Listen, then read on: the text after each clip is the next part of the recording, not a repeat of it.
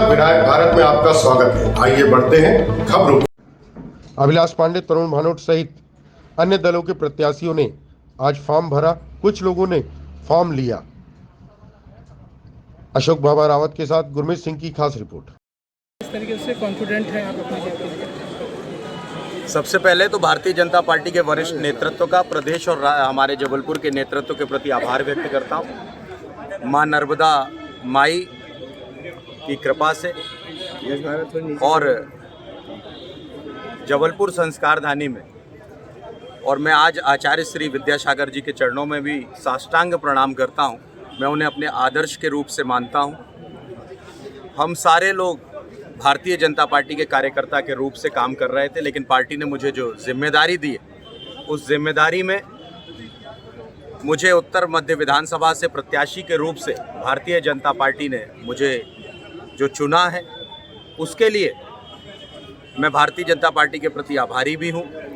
और मैं तो एक ऐसा कार्यकर्ता था जिसने कभी कल्पना भी नहीं की थी कि मुझे भारतीय जनता पार्टी के प्रत्याशी के रूप से उतारा जाएगा, लेकिन भारतीय जनता पार्टी ने जो विश्वास मुझ पर जताया है, अभी आज तक मैं हमेशा भारतीय जनता पार्टी के पदाधिकारी के रूप से जो काम मुझे दिया गया, मैं उस काम को युवा मोर्चे के प्रदेश अध्यक्ष के रूप से भी मैंने निभाया है। लेकिन अब जनता की सेवा करने का जो मुझे प्रत्यक्ष माध्यम के साथ उत्तर मध्य विधानसभा में प्रत्याशी के रूप से बनाया गया है, मैं दावे के साथ कहता हूं कि जनता की सेवा करने के लिए आज से ही नहीं, अभिलाष पांडे पहले से ही नेता नहीं है, उनका बेटा है। बेटा बनकर जनता की सेवा करूंगा, उनके आशीर्वाद और मार्गदर्शन से काम करूंगा, और जो बातें जनता जनार्दन कहेंगे उसका पालन भी करूंगा। और निश्चित तौर पर एक आदर्श बेटे के रूप से अपनी जनता की सेवा, आदर्श भाई के रूप से अपने भाइयों का साथ और बुजुर्गों के आशीर्वाद के साथ मैं उस क्षेत्र में काम करने के लिए जा रहा हूँ। रूठों को कैसे मनाएंगे? कोई रूठा नहीं है, और कैसे रूठ सकते हैं? परिवार के सबसे छोटे बेटे से कोई रूठ सकता है क्या? मैं तो छोटा बेटा हूँ और छोटे बेटे के रूप से मैं काम पर उतरा हूँ, इसलिए सब बड़ों का आशीर्वाद है और सारे बड़े मिलकर उनके नेतृत्व में अभिलाष पांडे चुनाव लड़ रहा है।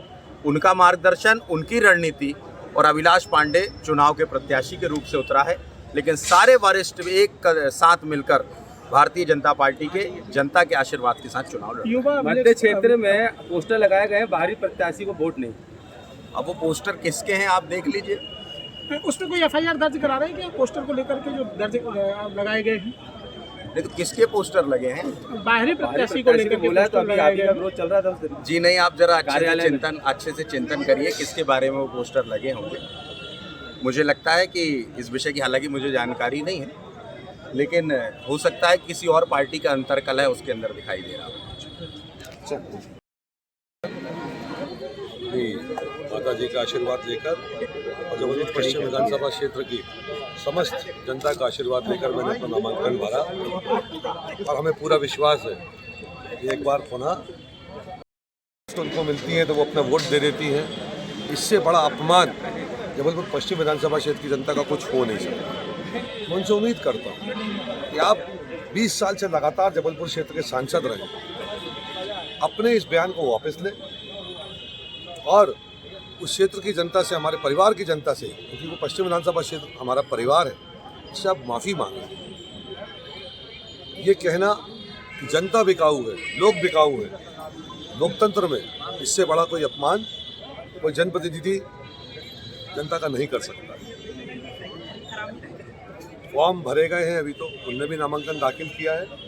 चुनाव प्रचार शुरू करने के पहले मैं उनसे आग्रह करता हूँ, बड़ा दिल दिखाइए और जबलपुर पश्चिम विधानसभा क्षेत्र की जनता से जो आपने गलत बयानबाजी और कथन कहे हैं उसके लिए माफ़ी। कैसे देखते हैं इस चुनाव को? लगातार वहाँ से भाजपा का कार्यकाल चल रहा है।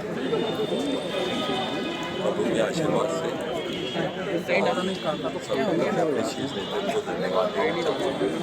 उन्होंने मुझ पे विश्वास किया और मुझे मौका दिया। जिस तरह हमने कैंट छावनी में 12 साल क्षेत्र का विकास किया, चाहे स्वास्थ्य के लिए, शिक्षा के लिए, रोजगार के लिए, खेल के लिए, क्षेत्र का अच्छा सौंदर्यीकरण किया, हमारी जो महिलाएं बहनी थी उनको मजबूत बनाने का काम किया, और जो बगीचे बंगलो एरियो में पानी की समस्याएं थी उन समस्याओं को निदान दिलाई। रोड नाली की समस्याएं थी, बगीचे बंगलों में पानी, नई रोडों का निर्माण कर रहे हैं, और जो जमीनी अधिकार की लड़ाई चल रही है 2018 में माननीय कमलनाथ जी की सरकार ने प्रस्ताव भी पास कराया अहमदाबाद की जमीनी का, लेकिन वो सरकार गिर गई। 2023 में निश्चित तौर पर कांग्रेस की सरकार बनेगी, वो प्रस्ताव आगे बढ़ेगा और कैंट छावनी के लोगों को जमीनी अधिकार हम दिला के रहेंगे। और बिना पद के भी मैंने रांझी क्षेत्र, सातवारी क्षेत्र, बिलहरी क्षेत्रों में भी पानी के लिए, साफ सफाई के लिए, रोजगार के लिए, इन सारी समस्याओं के लिए हमेशा मुद्दे उठाते रहे, लड़ाई लड़ती रही है। जब से कांग्रेस के महापौर बने वहाँ प्रयास किया है कि वहाँ पानी की समस्या ना हो, रोड नाली अच्छी बन जाए, तो ये भी कार्य हुए हैं। यही सारे कार्यों को देखते हुए वहाँ की जनता मुझे विश्वास है आशीर्वाद देगी, और उन क्षेत्रों में काम करने की बहुत ज़रूरत है, जैसे स्वास्थ्य के लिए, शिक्षा के लिए, पानी के लिए। आज हरियर नदी माने गांव से 1-2 किलोमीटर दूर है, लेकिन फिर भी वहाँ पानी की समस्या है। आधारताल क्षेत्र में शमशान घाट में लोगों को आज भी खेतों में शव का दहन करना पड़ता है। तो ये सारी बहुत सी समस्याएं हैं, और उन सारी समस्याओं से हम कैंट क्षेत्र के लोगों को निजात दिलाएंगे। उनके आशीर्वाद से, उनके सहयोग से अच्छे काम करने का प्रयास करेंगे। जी, आज नामांकन भरा कौन सी विधानसभा और क्या विधानसभा 96 माइक ऊपर करो रावत जी। आपने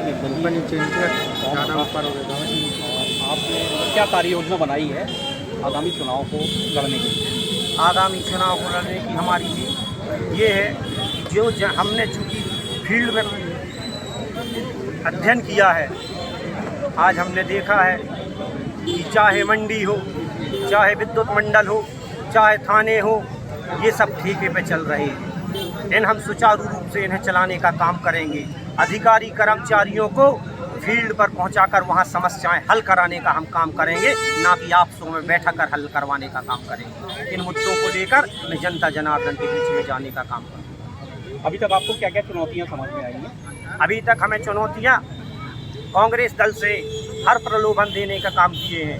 भाजपा के लोग हर प्रलोभन देने का काम कर रहे हैं, लेकिन ना हमारी भाजपा को हराने की बात है, ना हमें कांग्रेस की हराने की बात है। हमें जनता जनार्दन की लड़ाई लड़ने का काम, और हम चुनौतियों से कभी डरने वाले व्यक्ति नहीं। हम सामना कर पश्चिम से, जबलपुर पश्चिम से है, और मैं सर्वधर्म पार्टी कैंडिडेट हूँ। आपका नाम? मेरा नाम गीता पाल। तो चुनाव की भावना आपको कैसे जागृत है? पहले तो मैं कभी सोची भी नहीं थी चुनाव लड़ने के लिए, पर हो गया जब ये सब भ्रष्टाचार देखी तो मुझे भी आया कि मैं जनता के लिए कुछ करूं। तो आपका क्या है चुनाव की तैयारियों में मतदाताओं को आकर्षित करने का कौन सा प्लान? घर घर जाके उनको मोटिवेट करना, और जो भी हमारा उद्देश्य है उनको पहुंचाना कि हम इसमें काम करना चाहते हैं, उद्देश्य से जनता को जागरूक करना।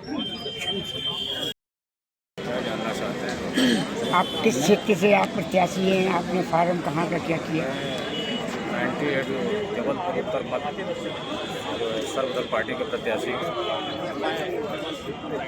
आपका नाम, आपने फार्म भरा, क्या क्या मतलब विवरण बताएं? मेरा नाम ब्रजेश पाठक है, उत्तर मध्य जबलपुर से प्रत्याशी। आप किस पार्टी से? सर्वधर्म पार्टी। आपका चुनाव लड़ने का उद्देश्य? हर घर में एक व्यक्ति को शासकीय नौकरी देने की हमारी पार्टी का मिशन है। चाहे उसकी जो भी योग्यता हो, उस आधार पर उनको सरकारी नौकरी भी देना ये पार्टी का मिशन है। वर्तमान स्तर पर कर आपने इस चुनाव को चुनौती भी स्वीकार किया? मेरे आगे जो है देखिए, ऐसा है कि कांग्रेस भाजपा को जनता ने परखा है कई बार। अब इस बार जो है जनता नया विकल्प ढूंढ रही है, उसके लिए जनता का आशीर्वाद लेकर हम मैदान में